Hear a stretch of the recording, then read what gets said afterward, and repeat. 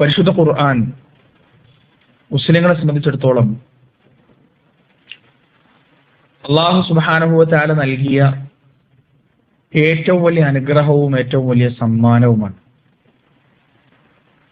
ലോകത്ത് കടന്നു വന്ന പ്രവാചകന്മാർക്കെല്ലാം അല്ലാഹു അവരുടെ പ്രവാചകത്വത്തിന് തെളിവായി ഓരോ സംഗതികൾ കൊടുത്തിട്ടുണ്ട്.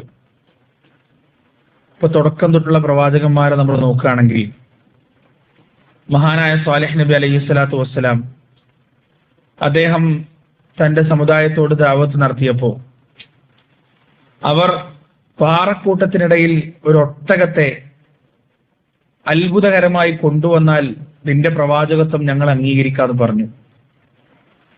അതിന്റെ അടിസ്ഥാനത്തിൽ സ്വാലിഹ് അലൈഹി സ്വലാത്തു വസ്സലാം അള്ളാഹുവിനോട് പ്രാർത്ഥിക്കുകയും അള്ളാഹു സുബ്ഹാനഹു വ തആല ആ മനുഷ്യർ വിശ്വസിക്കട്ടെ എന്ന ഉദ്ദേശത്തോടെ ആ പാറക്കെട്ടുകൾക്കിടയിൽ നിന്ന് ഒരു വലിയ ഒട്ടകത്തെ പുറത്തു കൊണ്ടുവന്ന് കാണിച്ചു കൊടുക്കുകയും ചെയ്തു.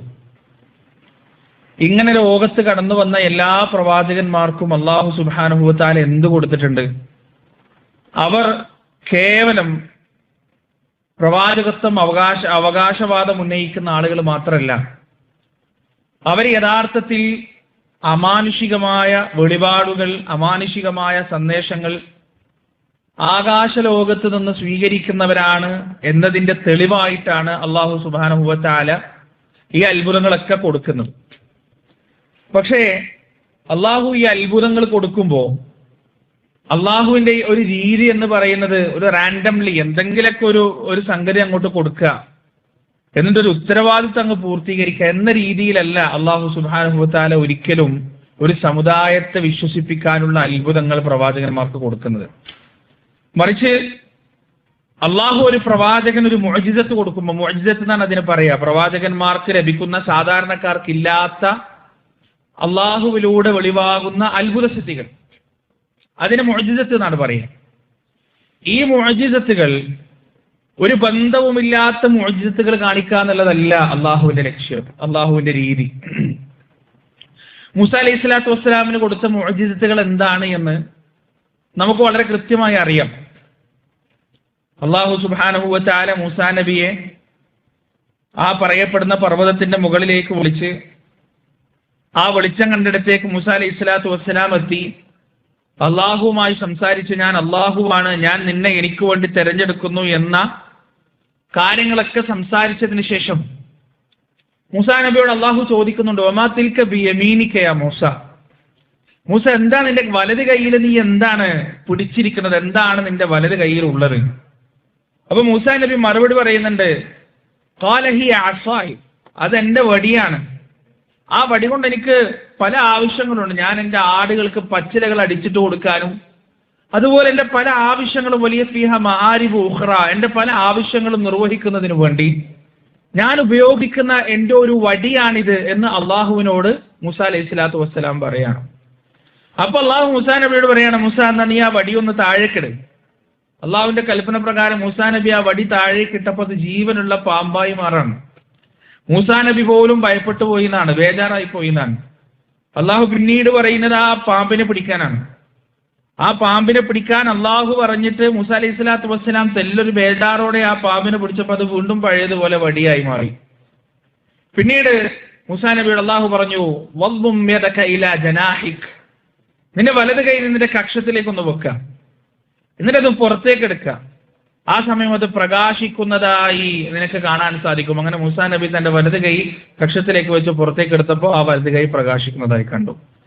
ഈ രണ്ട് അത്ഭുതങ്ങൾ കൊടുത്തിട്ട് മൂസാ നബിയോട് അല്ലാഹു സുബ്ഹാനഹു വ തആല പറയണം, ഇനി പോയിക്കോ, ഇനി പുറപ്പെട്ടോ, ഇനി നിനക്ക് അഭിമുഖീകരിക്കാനുള്ളത് ഇന്ന് ലോകത്തുള്ള ഏറ്റവും ശക്തനും അതേസമയം ക്രൂരനുമായ ഭരണാധികാരി ഫിറഔനെയാണ്.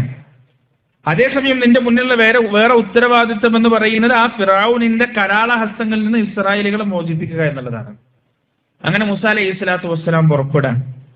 അങ്ങനെ മൂസാ നബി അലൈഹി സ്വലാത്തു വസ്സലാം പുറപ്പെട്ടു, ഫിറഔനിന്റെ മുന്നിലെത്തി. അങ്ങനെ ഫിർഔനിന്റെ മുന്നിലെത്തിയിട്ട് തന്റെ പ്രവാചകത്വത്തെ കുറിച്ച് ഞാൻ അള്ളാഹുവിന്റെ ദൂതനാണ്, ഇന്ന ആവശ്യങ്ങൾക്കാണ് ഞാൻ വന്നത്,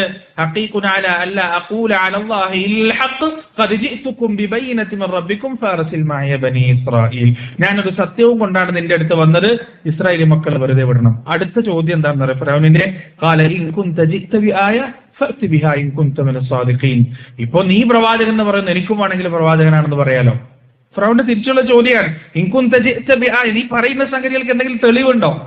ഈ പറയുന്ന സംഗതികൾ തെളിയിക്കാൻ വേണ്ടി നിന്റെ കയ്യിൽ എന്തെങ്കിലും അത്ഭുതങ്ങളുണ്ടോ? ഇൻകുന്ത മിന സ്വാദിഖീൻ, നീ സത്യവാനാണെങ്കിൽ, നീ സത്യം പറയുകയാണെങ്കിൽ നിന്റെ പ്രവാചകത്വം നീ ഒന്ന് തെളിയിക്ക്.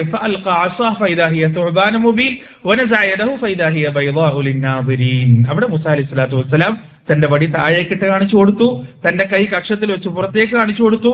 ഈ രണ്ട് അത്ഭുതങ്ങളും കാണിച്ചപ്പോ അവിടെ ഉണ്ടായിരുന്ന ഫിർഔനിന്റെ രാജസദസ്സിലെ മന്ത്രിമാരടങ്ങുന്ന മല എന്നാണ് ഖുർആൻ അവരെ പറയാ. ആ മല ഫിർഔനോട് പറഞ്ഞൊരു വർത്താനുണ്ട്, എന്താ അറിയോ? ഖാലൽ മലഉ മിൻ ഖൗമി ഫിർഔന ഇന്ന ഹാദാ ലസാഹിറുൻ അലീം യുരീദു അൻ യുഖ്രിജകും മിൻ അർദികും ഫമാദാ തഅമുറൂൻ. ആ ദർബാറിലുള്ള മന്ത്രിമാരും പ്രമാണിമാരൊക്കെ പറഞ്ഞു, ഇവൻ നല്ല പഠിച്ച, നന്നായിട്ട് അറിയുന്ന ഒരു സാഹിറാണ്, ഒരു ജാലവിദ്യക്കാരനാണ്. ഇവന്റെ ഉദ്ദേശം എന്താണ്? യുരീദു അൻ യുഖ്രിജകും മിൻ അർദികും ഫമാദാ തഅമുറൂൻ. അപ്പൊ ഇവന്റെ ഉദ്ദേശം എന്താണ്? അങ്ങയുടെ നാട്ടിൽ നിന്ന് പുറത്താക്കുക എന്നതാണ് ഇവന്റെ ഉദ്ദേശം. എന്താണ് അങ്ങ് കൽപ്പിക്കാൻ പോകുന്നത് എന്ന് ഈ പറയുന്ന രാജസദസ്സിലുള്ള ആളുകൾ ചോദിക്കാൻ. ഇതിൽ നിന്ന് ഈ പരിശുദ്ധ ഖുർആനിന്റെ ഈ ഭാഗത്ത് നമ്മൾ പഠിച്ചിട്ട് ഇപ്പുറത്ത് സ്വതന്ത്രമായ ഒരു ഹിസ്റ്റോറിക്കൽ ക്വസ്റ്റ്യൻ നമ്മൾ നടത്തി, ഒരു ക്വയറി നമ്മൾ നടത്തിയാൽ, ഒരു ചരിത്രപരമായ അന്വേഷണം നമ്മൾ നടത്തിയാൽ നമുക്ക് കാണാൻ സാധിക്കും, ഫറോവ ചക്രവർത്തിമാർ അവരുടെ അധികാരങ്ങൾ നിലനിർത്തിയത് ഒരു കള്ള മായാജാല വിദ്യകളും കള്ള അവകാശവാദങ്ങളും ഉന്നയിച്ചിട്ടാണ്. എന്താണ് അവകാശവാദം? ഫറോവ ചക്രവർത്തിമാർ പറഞ്ഞത് ഞങ്ങൾ സൂര്യദേവന്റെ പുത്രന്മാരാണെന്നാണ്. സൂര്യദേവന്റെ പുത്രന്മാരാണ് ഞങ്ങൾക്ക് എന്തൊക്കെയോ അത്ഭുത സിദ്ധികളുണ്ട്, അമാനുഷിക ശക്തികളുണ്ട്. അതുകൊണ്ട് നിങ്ങൾ ഞങ്ങൾക്കെതിരെ എന്തെങ്കിലും നീക്കുപോക്കുകളോ കരുനീക്കങ്ങളോ നടത്തിയാൽ അത് കൃത്യമായി ഞങ്ങൾക്ക് തിരിച്ചറിയാൻ സാധിക്കും, ഞങ്ങളത് നേരിടുകയും ചെയ്യും. ഈ ഒരു വിശ്വാസം ഫറോവ ഭരിക്കുന്ന ആ ചക്രവർത്തിമാര് ഭരിച്ചിരുന്ന നാടുകളിൽ മുഴുവൻ സാധാരണക്കാരായ ആളുകളുടെ ഇടയിൽ നിലനിന്നിരുന്നു. ആ ആളുകളുടെ വിശ്വാസത്തെ ഉറപ്പിച്ചു നിർത്തുന്നതിന് വേണ്ടി അവരെന്ത് ചെയ്തിരുന്നു? പണം കൊടുത്ത്, ശമ്പളം കൊടുത്ത് സാഹിര്യങ്ങളെ നിയമിച്ചിരുന്നു. നാടിന്റെ 4 മൂലകളിൽ രാജാവിന്റെ അത്ഭുത സിദ്ധികൾ, രാജാവിന്റെ അനുവാദത്തോടെ, രാജാവിന്റെ അനുഗ്രഹത്തോടെ അത്ഭുത സിദ്ധികൾ കാണിക്കുന്ന ആളുകളെ നാടിന്റെ 4 മൂലകളിലും അവർ വിന്യസിച്ചിരുന്നു. അവർ അങ്ങനെ ഒരു തസ്തിക തന്നെ ഉണ്ടാക്കിയത്. അങ്ങനെയാണ് ഫറോവ ചക്രവർത്തിമാരുടെ അധികാരം അങ്ങനെ നിലനിന്ന് പോകുന്നത്. അതുകൊണ്ടാണ് മൂസാ അലൈഹി സ്വലാത്തു വസ്സലാം വന്നിട്ട് ഈ 2 അത്ഭുതങ്ങൾ കാണിച്ചപ്പോ ഫിർഔനിന്റെ സദസ്സിലുള്ള മന്ത്രിമാർ, തട്ടിപ്പ് മുഴുവൻ അറിയുന്ന മന്ത്രിമാർ പറഞ്ഞത്, ഇവനും സിഹർ അറിയാം, ഇവനും മായാജാലം അറിയാം, കൺകെട്ട് വിദ്യ അറിയാം, അതുകൊണ്ട് ഇവൻ ഒരു പക്ഷേ അങ്ങയുടെ അധികാരം വരെ പിടിച്ചെടുക്കാൻ സാധ്യതയുണ്ട് എന്ന് ആ രാജസദസ്സിലുള്ള ദർബാറിലെ ആളുകൾ ഫിർഔനോട് പറയാം. അപ്പൊ അല്ലാഹു സുബ്ഹാനഹു വതആല മൂസാ നബി അലൈഹി സ്വലാത്തു വസ്സലാമിന് കൊടുത്ത മുഅ്ജിസത്ത് വെറും റാൻഡംലി കൊടുത്തൊരു സംഗതിയല്ല, മറിച്ച് ആ കാലഘട്ടത്തിലുള്ള ആളുകളെ അടക്കി ഭരിക്കുന്നതിന് വേണ്ടിയും അടക്കി നിർത്തുന്നതിന് വേണ്ടിയും ആ നാട്ടിലെ രാജാക്കന്മാർ, ആ കാലഘട്ടത്തിലെ രാജാക്കന്മാർ ഉപയോഗിച്ചിരുന്ന അതേ സംഗതിയാണ്, അതെന്ന് തോന്നിപ്പിക്കുന്ന ഒരു സംഗതിയാണ് മൂസാ നബി അലൈഹി സ്വലാത്തു വസ്സലാമിന് അള്ളാഹു നൽകിയത്. പിന്നീട് നടക്കുന്ന സംഭവ വികാസങ്ങളോട് നമുക്കത് മനസ്സിലാക്കാൻ സാധിക്കും. ഈ മൂസാ അലൈഹി സ്വലാത്തു വസ്സലാം കാണിച്ച സംഗതി ഒന്നുമല്ല, ഇതിനേക്കാൾ വലിയ ദിവ്യശക്തി ഞങ്ങൾ എടുത്താണുള്ളത് എന്ന് തെളിയിക്കുന്നതിന് വേണ്ടി ഫിർഔൻ തനിക്കറിയാവുന്ന തന്റെ കൂട്ടത്തിലുള്ള, തന്റെ കീഴെയുള്ള വലിയ നിപുണരായ മായാജാലക്കാരെ, സാഹിര്യങ്ങൾ മുഴുവൻ വിളിച്ചു വരുത്തിയിട്ട് മൂസാ നബി അലൈഹി സ്വലാത്തു വസ്സലാമുമായി ഒരു മത്സരം നടത്തുന്നുണ്ട്. അവിടെ ആ മത്സരത്തിൽ എന്താണ് സിഹർ എന്നറിയുന്ന, എന്താണ് മായാജാലം എന്നറിയുന്ന ആ സാഹിര്യങ്ങൾ അള്ളാഹുവിന്റെ മുന്നിലേക്ക് സുജൂദ് ചെയ്യുന്നതായിട്ടാണ് നമുക്ക് കാണാൻ സാധിക്കുന്നത്.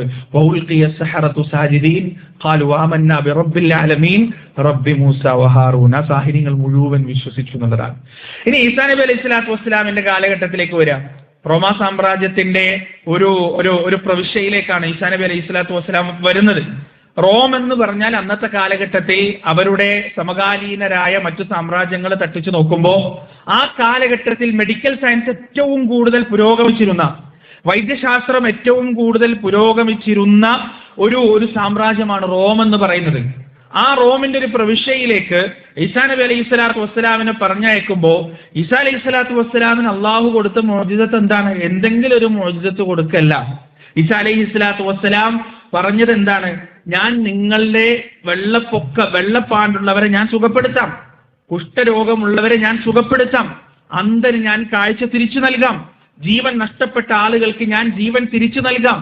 ഇത് സൂറത്തുൽ ബഖറയിലും അതുപോലെ തന്നെ സൂറത്തുൽ മാഇദയിലും എല്ലാം നമുക്ക് ഈ വിഷയം, മാഇദയിലും എല്ലാം ഈ വിഷയം കാണാൻ സാധിക്കും. ഈസാ അലൈഹി സ്വലാത്തു വസ്സലാം ഈ ഒരു സംഗതി ഇങ്ങനെ പറയുന്നത് എന്തിനാണ്? ഈസാ അലൈഹി സ്വലാത്തു വസ്സലാമിന് അള്ളാഹു അങ്ങനെ ഒരു മുഅ്ജിസത്ത് നൽകിയത്? ആ കാലഘട്ടത്തിൽ വെള്ളപ്പാണ്ടിന് ഒരു ചികിത്സയുമില്ല, വൈദ്യശാസ്ത്രം കൈമലർത്തിയിരുന്ന ഒരു സംഗതി. ആ കാലഘട്ടത്തിൽ അന്ധനായ ഒരു മനുഷ്യന് കാഴ്ച തിരിച്ചു നൽകാനുള്ള ഒരു ചികിത്സയും ആ കാലഘട്ടത്തിലില്ല. എല്ലാ വൈദ്യശാസ്ത്രജ്ഞന്മാരും കൈമലർത്തുന്ന ഒരു സംഗതി. ആ കാലഘട്ടത്തിൽ കുഷ്ഠം വന്നവർക്ക് ചികിത്സ നടത്താനുള്ള ഒരു ചികിത്സാ രീതിയും അന്ന് നിലവിലില്ല. അതുകൊണ്ട് തന്നെ അതും ഒരു അസംഭവ്യമായ കാര്യമാണ്. മരിച്ച ഒരാൾക്ക് ജീവൻ നൽകുക എന്നുള്ളത് ഇന്നും നിലനിൽക്കുന്ന ഒരു സംഗതിയല്ല. ഈസാ അലൈഹി സ്വലാത്തു വസ്സലാമിന് അള്ളാഹു കൊടുത്ത മുഅ്ജിസത്തുകളിൽ ഈസാ നബി അലൈഹി സ്വലാത്തു വസ്സലാം എണ്ണി പറഞ്ഞത് ഇന്ന കാര്യങ്ങൾ ഞാൻ ഉബ്രിഉൽ അക്മഹ വൽ അബ്റസ വഉഹീൽ മൗത ബിഇദ്നില്ലാഹ് വഉനബ്ബിഉകും ബിമാ തഅകുലൂന വമാ തദ്ഖിലൂന ഫീ ബുയൂതികും. അള്ളാഹുവിന്റെ അനുമതിയോടെ അന്ധന് കാഴ്ച തിരിച്ചു നൽകാം, അള്ളാഹുവിന്റെ അനുമതിയോടെ കുഷ്ഠരോഗിക്ക് ശിഫ നൽകാം, അള്ളാഹുവിന്റെ അനുമതിയോടെ മരിച്ചവർക്ക് ജീവൻ നൽകാം, എന്നിങ്ങനെ വെള്ളപ്പാണ്ടുകാരന് ശമനം നൽകാം എന്നെല്ലാം ഈസാ അലൈഹി സ്വലാത്തു വസ്സലാം പറഞ്ഞപ്പോ യഥാർത്ഥത്തിൽ ആ കാലഘട്ടത്തിലുള്ള ആളുകൾ ഏതൊരു കാര്യത്തിനാണോ ഏറ്റവും കൂടുതൽ പ്രാധാന്യം നൽകിയിരുന്നത് ആ കാര്യത്തിൽ ആ ആളുകൾക്ക് മനസ്സിലാവുന്ന രൂപത്തിലാണ് അല്ലാഹു സുബ്ഹാനഹു വ തആല എന്ത് ചെയ്തത്? മുഅ്ജിസത്ത് കൊടുത്തത്. എല്ലാ പ്രവാചകന്മാർക്കും അങ്ങനെയാണ്. ലോകത്ത് കടന്നു വന്ന എല്ലാ പ്രവാചകന്മാർക്കും അല്ലാഹു സുബ്ഹാനഹു വ തആല മുഅ്ജിസത്ത് കൊടുത്തത് അവരുടെ പ്രബോധിത സമുദായത്തിന് ഏറ്റവും കൂടുതൽ മനസ്സിലാവുന്ന തരത്തിലുള്ള മുഅ്ജിസത്താണ്. എന്നാൽ പരിശുദ്ധ ഖുർആൻ അവതരിക്കുന്നത് ഏതെങ്കിലും ഒരു സമുദായത്തിലേക്കോ അല്ലെങ്കിൽ ഏതെങ്കിലും ഒരു കാലഘട്ടത്തിലേക്കോ അല്ല. അതുകൊണ്ട് തന്നെ പരിശുദ്ധ ഖുർആൻ എന്താവേണ്ടതുണ്ട്? സാർവകാലികമാകേണ്ടതുണ്ട്. എല്ലാ കാലഘട്ടത്തിലും അനുയോജ്യമായ, എല്ലാ കാലഘട്ടത്തിലും മനുഷ്യ ഹൃദയങ്ങളോട് സംവദിക്കുന്ന, എല്ലാ കാലഘട്ടത്തിലും മനുഷ്യന്റെ ഹൃദയത്തിന് വെളിച്ചം നൽകാൻ കഴിയുന്ന, എല്ലാ കാലഘട്ടത്തിലും മനുഷ്യന് കൃത്യമായ മാർഗദർശനം നൽകാൻ കഴിയുന്ന, എല്ലാ കാലഘട്ടത്തിലും നന്മ ഏത്, തിന്മ ഏത്, നീതി ഏത്, അനീതി ഏത്, സത്യം ഏത്, അസത്യം ഏതെന്ന് മനുഷ്യർക്ക് കൃത്യമായി വ്യവച്ഛേദിച്ച് പഠിപ്പിച്ചു കൊടുക്കാൻ കഴിയുന്ന ഒരു സംഗതിയായിരിക്കണം പരിശുദ്ധ ഖുർആൻ. അവിടെയാണ് ഖുർആൻ ലോകത്ത് കടന്നു വന്ന സകല വേദഗ്രന്ഥങ്ങളിൽ വെച്ച് ഏറ്റവും ഉന്നതവും മനുഷ്യ ഹൃദയങ്ങളോട് സംവദിക്കുന്നതുമായിട്ട് നമുക്ക് കാണാൻ സാധിക്കുക. ഖുർആനിന്റെ നാമാണ് ഈ പരിശുദ്ധ ഖുർആൻ അവതരിപ്പിച്ചത്. നാം തന്നെ അതിനെ സംരക്ഷിക്കുകയും ചെയ്യുമെന്ന് അല്ലാഹു സുബ്ഹാനഹു വ തആല പറഞ്ഞപ്പോ ആ സംരക്ഷണത്തിന് അല്ലാഹു തെരഞ്ഞെടുത്തത് എന്താണ്? പരിശുദ്ധ ഖുർആനിന്റെ സംരക്ഷണത്തിന് അല്ലാഹു തെരഞ്ഞെടുത്തത് എന്താണ്? ഇന്നും നമ്മുടെ നാട്ടിൽ പുതുതായി ഉണ്ടായിക്കൊണ്ടിരിക്കുന്ന പ്രീ സ്കൂളുകൾ, ആ പ്രീ സ്കൂളുകളിൽ അവർ മുൻഗണന നൽകുന്ന പരിശുദ്ധ ഖുർആനിന്റെ പഠനം, LKG-യിലും UKG-യിലും പഠിക്കേണ്ട പ്രായത്തിലുള്ള കുട്ടികൾ പരിശുദ്ധ ഖുർആൻ ഓതി കഴിയുന്നു, ഖതം തീർക്കുന്നു, ഒരു ഖുർആൻ ഒരു തവണ മുഴുവനായും നോക്കി ഓതുന്നു. പരിശുദ്ധ ഖുർആനിന്റെ ചെറിയ ചെറിയ സൂറത്തുകൾ ഖുൽ ഹുവല്ലാഹു അഹദും ഫലഖും നാസും തബ്ബത്തും എല്ലാം അവർ കൃത്യമായി ഓതുന്നു. പ്രിയപ്പെട്ടവർ, ഇതൊന്നും യാദൃച്ഛികമായി സംഘടിക്കുന്ന ഒരു സംഗതിയല്ല. യാദൃച്ഛികമായി ഉണ്ടാകുന്ന അള്ളാഹുവിന്റെ കൃത്യമായ പദ്ധതിയിലൂടെ ഉണ്ടാകുന്നതാണ്. അള്ളാഹു സുബ്ഹാനഹു വ തആല ഹഫദത്തിന്റെ മാധ്യമമായി ഏറ്റെടുത്തത് എന്താണ്? മനുഷ്യന്റെ തലച്ചോറാണ്, മനുഷ്യന്റെ മനസ്സാണ്, മനുഷ്യന്റെ ഹൃദയമാണ്. ഹൃദയത്തിൽ നിന്ന് ഹൃദയത്തിലേക്കാണ് പരിശുദ്ധ ഖുർആൻ കൈമാറ്റം ചെയ്യപ്പെടുന്നത്, പേജുകളിൽ നിന്ന് പേജുകളിലേക്കല്ല. ലോകത്ത് മുഹമ്മദ് നബി സല്ലല്ലാഹു അലൈഹി വസല്ലമയുടെ കാലഘട്ടം തൊട്ട് ഇന്ന് 2026 നമ്മൾ എത്തി നിൽക്കുന്ന 2026 ജൂലൈ മാസത്തിൽ നമ്മൾ എത്തി നിൽക്കുന്ന ഈ കാലഘട്ടം വരെ ഈ കന്നി മുറിഞ്ഞു പോയിട്ടില്ലാണ്. അത് പരിശുദ്ധ ഖുർആൻ മുഴുവനും പഠിക്കാത്ത ആളുകൾ ലോകത്തില്ലാത്ത ഒരവസ്ഥ ആ ഖുർആനിന്റെ അവതരണ ശേഷം ഉണ്ടായിട്ടില്ല. അല്ലാഹു അക്ബർ. നിങ്ങൾ ആലോചിച്ച് നോക്ക്. അന്നുമുണ്ട് ഇന്നുമുണ്ട്, ആ എണ്ണം കൂടുന്നേ ഉള്ളൂ. നബി സല്ലല്ലാഹു അലൈഹി വസല്ലം ഹജ്ജത്തുൽ വിദായിൽ പ്രസംഗിക്കുമ്പോൾ പ്രവാചകന്റെ മുന്നിൽ 1 ലക്ഷത്തിൽ ചില്ലാനം സഹാബികളാണ്. പക്ഷെ ഇന്ന് 2 ബില്യണിലധികം മുസ്ലിങ്ങളാണുള്ളത്. മുസ്ലിങ്ങളുടെ എണ്ണം കൂടുന്തോറും പരിശുദ്ധ ഖുർആൻ പഠിച്ച ഹാഫിദീങ്ങളുടെ എണ്ണം കൂടാണ്. ഇനി ഒരു 10 വർഷം പിറകിലേക്ക് നോക്കുക, നമ്മുടെ നാട്ടിൽ എത്ര ഹിഫ്ദ് സ്ഥാപനങ്ങൾ ഉണ്ടായിരുന്നു? ഇപ്പോഴത്തെ അവസ്ഥ എന്താണ്? ഓരോ നാട്ടിലും മുക്കിലും മൂലയിലും പെൺകുട്ടികൾക്കും ആൺകുട്ടികൾക്കും പഠിക്കാനുള്ള ഹിഫ്ദ് സ്ഥാപനങ്ങൾ തുറന്നുകൊണ്ടേയിരിക്കാണ്. ആളുകൾ അതൊരു ഒരു ഫഖ്റായി ഏറ്റെടുക്കുകയാണ്. ആളുകളുടെ അഭിമാന നല്ല അടയാളാണത്.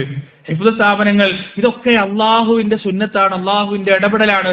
അള്ളാഹു സുബ്ഹാനഹു വ തആല ഈ പരിശുദ്ധ ഖുർആനിന്റെ ഹഫദത്തിന് വേണ്ടി, ഈ പരിശുദ്ധ ഖുർആനിന്റെ നിലനിൽപ്പിന് വേണ്ടി റബ്ബ് സുബ്ഹാനഹു വ തആല ഉണ്ടാക്കിയ ഒരു രീതിശാസ്ത്രമാണത്. അള്ളാഹു സുബ്ഹാനഹു വ തആല ആ ഹഫദത്തിന്റെ ഭാഗമാകാൻ നമുക്ക് ഏവർക്കും തൗഫീഖ് നൽകുമാറാകട്ടെ. നമ്മളൊക്കെ അതിന്റെ ഭാഗമാണ്. ഈ കൂട്ടത്തിൽ ഫാത്തിഹ അറിയാത്ത ആരുമില്ലല്ലോ. അൽഹംദുലില്ലാഹി റബ്ബിൽ ആലമീൻ അർറഹ്മാനിർ റഹീം മാലികി യൗമിദ്ദീൻ.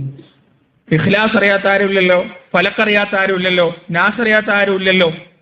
അപ്പൊ ഇതൊക്കെ അറിയുന്നുണ്ടെങ്കിൽ ആ ഹഫദത്തിന്റെ ഭാഗമാണ്. ഇനിയിപ്പോ AI സംവിധാനങ്ങൾ ഇപ്പോ ഡോക്ടർ ദുൽഫിക്കറോട് ഇരിക്കുന്നുണ്ടല്ലോ, അവരൊക്കെ കൂടിയിട്ടൊരു ഒരു ഖുർആൻ പഠിക്കാനുള്ള ഒരു വിപുലമായ AI സംവിധാനങ്ങൾ തുടങ്ങാൻ, വളരെ ബൃഹത്തായ. അപ്പൊ AI ഉപയോഗിച്ചും സാങ്കേതികതകൾ ഉപയോഗിച്ചുമെല്ലാം ആളുകൾ പരിശുദ്ധ ഖുർആൻ പഠിക്കാനും അത് പഠിപ്പിക്കാനും വേണ്ടിയുള്ള പരിശ്രമങ്ങളും അതിനു വേണ്ടിയുള്ള പദ്ധതികളും ആവിഷ്കരിച്ചു കൊണ്ടിരിക്കുമ്പോൾ യഥാർത്ഥത്തിൽ ഇവിടെ പുലരുന്നത് ഇന്നാ നഹ്നു നസ്സൽന ദിക്റ വ ഇന്നാ ലഹു ലഹാഫിദൂൻ. നാമാണ് ഈ പരിശുദ്ധ ഖുർആൻ അവതരിപ്പിച്ചത്, നാം തന്നെ ഇതിനെ സംരക്ഷിക്കുകയും ചെയ്യുമെന്ന അള്ളാഹുവിന്റെ വാഗ്ദാനമാണ് യഥാർത്ഥത്തിൽ അവരെ സഹോദരങ്ങളെ പുലർന്നുകൊണ്ടേയിരിക്കുന്നത്.